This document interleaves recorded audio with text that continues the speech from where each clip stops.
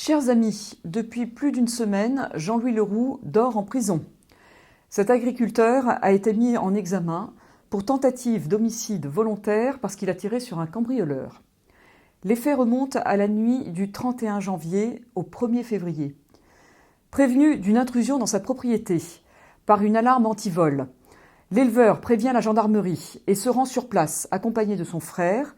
Là, les deux hommes, armés de fusils de chasse, surprennent 3 individus venus voler du gazole dans leur hangar agricole.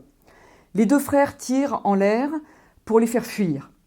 Mais le plus jeune des cambrioleurs se serait précipité sur les agriculteurs. Jean-Louis Leroux tire alors dans la direction du jeune homme et l'atteint grièvement au ventre. Aujourd'hui, ses jours ne sont pas en danger. Il serait issu de la communauté des gens du voyage. Et son pronostic vital n'est plus engagé. En France, la loi pose des conditions strictes pour que la légitime défense soit reconnue. Il appartient désormais à la justice de déterminer si Jean-Louis Leroux était en état de légitime défense ou pas. La loi doit être respectée, bien évidemment, mais nous ne pouvons en rester là. Cette affaire est malheureusement un symbole. Elle condense tous les dysfonctionnements de notre système pénal.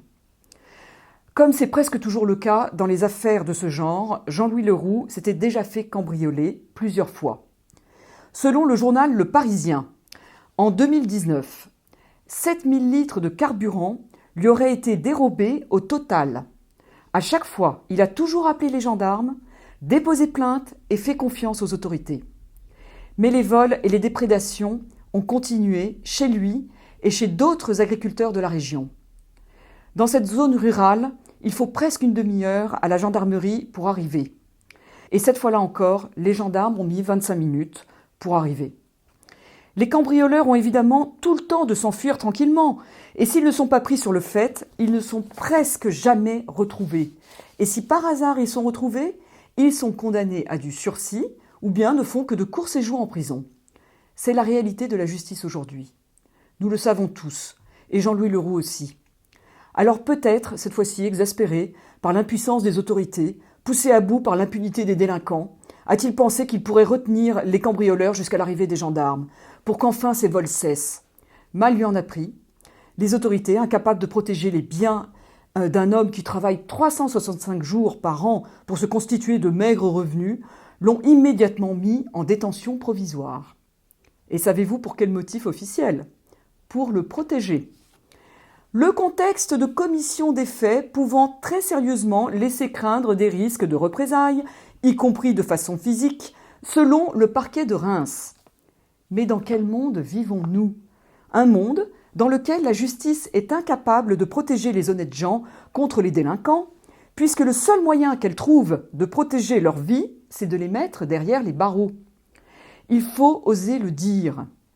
Tout cela ne serait jamais arrivé si les autorités faisaient leur travail, si les pouvoirs publics remplissaient vraiment leur mission fondamentale, qui est de protéger la vie, les biens, la liberté des citoyens honnêtes. L'avocat de l'agriculteur s'inquiète même pour sa sécurité en prison, tenez-vous bien.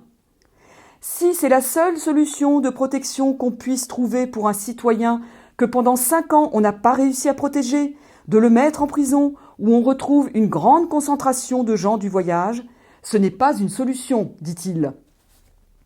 Le cas de Jean-Louis Leroux n'est pas qu'un drame de la légitime défense. C'est un drame du dysfonctionnement de la justice. C'est le drame de l'impunité des délinquants. C'est le drame de l'abandon de la population face à la criminalité. C'est un drame qui se produit chaque jour en France. Une audience est prévue jeudi pour savoir si l'agriculteur sera maintenu en détention provisoire. Mais d'après vous, sa place est-elle vraiment en prison ?